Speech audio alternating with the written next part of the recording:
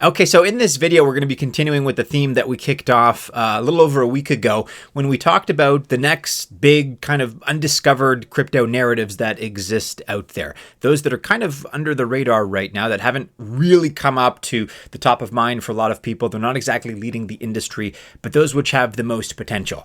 If you haven't already checked out the first video in this series, I'll be sure to link to it. You can check that out. But right now, as part of this next installment, I want to suggest and posit the idea that crypto is actually much broader and much more comprehensive than just speculation on coins and tokens. Ultimately, and like a lot of different industries, crypto boils down to people. And within crypto right now, something that we've been seeing as far as a new trend that is emerging is the booming creator economy. Believe it or not, in a crypto context, this is already worth $100 billion. And so in this video, we're going to be highlighting two of the hottest crypto projects that are leading the charge within this sector. One of the two is already backed by industry heavyweights like Andreessen Horowitz and Polychain Capital. And let's add to that the kicker, which is that Goldman Sachs is publicly predicting that this is a sector and a subcategory of the industry that could hit $500 billion within just a few years by 2027. This is an up-and-coming narrative in crypto, and right now we're still early, but that means that if you're not paying attention, you're missing out.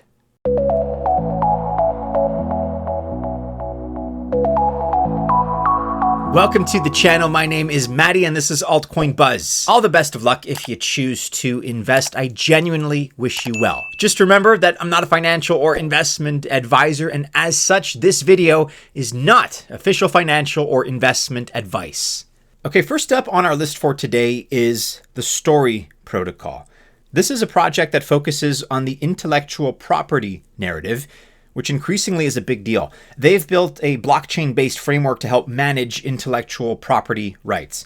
And the whole idea here is to create a better, more effective, and more rewarding space for creators. Lots of content creators out there are simply not getting what they should for their work. And it's getting more and more difficult for creators to monetize their work given the rise of technologies like AI. And believe me, the intellectual property narrative is big. We're talking about a multi-billion-dollar market here because intellectual property covers pretty much everything. Think of things like brand names to entertainment content, everything in between. Even Nike's famous "Just Do It" slogan, as an example, would fall under this category. And protecting these assets is important. Where exactly does Story comes in? Well, the project is out to ensure that AI makers, like OpenAI, do not take your work without permission. How does this work? Story serves as a blockchain network where creators can store their IP. And in this way, they're able to prove that they are the brain behind a given piece of content. That's because Story protects your IP by embedding terms associated with it into smart contracts. This way, the copyright holder's IP stays programmable. It means there are rules for how people can use a given creator's content, and a price to pay if you remix their work, which is actually a great idea and one that's definitely becoming increasingly relevant. How does Story get its money? Well, it charges a fee for activities on its network, and they currently have a growing ecosystem. Story Protocol isn't some small project with big dreams. They've already raised over $140 million, like I mentioned, from major players in the space like Andreessen Horowitz, Polychain Capital, and Hashed. In fact, Bloomberg values them at $2.5 billion. They've gotten the right backing, they represent a solid vision, and they're still very much under the radar. And you should probably care because the fact is intellectual property is not going anywhere.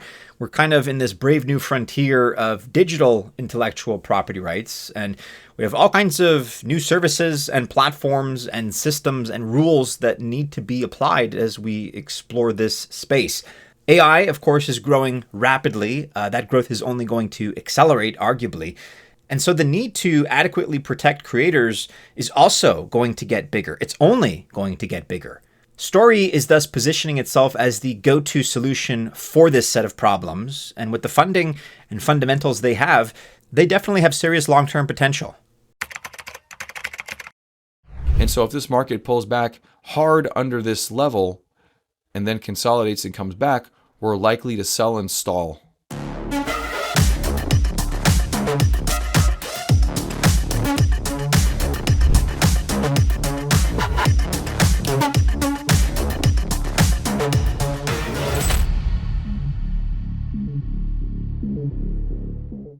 Okay, and the second project that we're looking at today is Farcaster. This is a decentralized social media protocol. They are aiming to ensure users like yourself and like myself have more control over our data and online interactions. They've actually been around since 2020 and were founded by two former Coinbase employees, Dan Romero and Varun Srinivasan. And Farcaster is built on the Ethereum scaling network Optimism. The cool thing about Farcaster is that it isn't just a single app. You can think of it more broadly as a wider ecosystem where users can create and interact with various social media tools. One of the most popular apps on this network is Warpcast. It's a Twitter or X-like platform where users can create posts. These are called casts. And you can mostly do all the regular stuff that you would do on Twitter. Warpcast is actually a pretty big deal. It makes up nearly half of all signups across the Farcaster protocol. And we also have some notable names like Vitalik Buterin and Tim Biko from Ethereum, and even Jesse Pollock from Base, who are all active on Warpcast. What's cool is that Farcaster has a built-in solution to tackle bot activity, which, if you're at all active on the internet, you know plagues most of social media, the vast majority of it. And so here to create an account, you need to pay a small $5 fee to avoid spam. And you're also limited to how many posts, reactions, and media uploads you can do. And this all has something to do with what they call storage units. If you run out of space, you can always buy more, but the whole idea is to handle the whole bot problem. If you run out of space, yes, you can always buy more, but the structure here is designed in a way to handle the whole bot problem. The next big thing on Farcaster seems to be frames. It's kind of like their Blockbuster. Frames allow users to interact with on-chain and off-chain features directly from within Farcaster apps. Whether it's minting NFTs, playing games, maybe shopping, whatever you choose to do, the point is you can now do it without leaving the app. Farcaster has over 200,000 active users. They're also expanding pretty quickly. They currently support Solana, and Solana users can verify their address on the Farcaster app. The Farcaster ecosystem also goes beyond just decentralized social media apps. They've also introduced tokens and NFTs that are linked to the platform, and these are designed to reward active community members who engage with channels on Warpcast. So by being an active user, for example, you can actually earn some pretty valuable digital assets. Farcaster gives users full control over their data and content, which is very unlike most of the centralized platforms we're already familiar with, where information can be sold without the user's consent. Its decentralized nature also makes it more resistant to censorship, allowing for free expression, of course. So Farcaster, as we see it, is well positioned within the UGC narrative. We expect user-generated content to hit the spotlight very soon. It hasn't just yet, but it's going to be big in our estimation for a lot of the reasons that we've covered in this video. And when it does, projects like Story and Farcaster are set to do very, very well. So that's what we think about this upcoming UGC, again, user-generated content narrative. We think it's going to be massive for crypto. And as a broader narrative right now, you could call it a sleeping gem.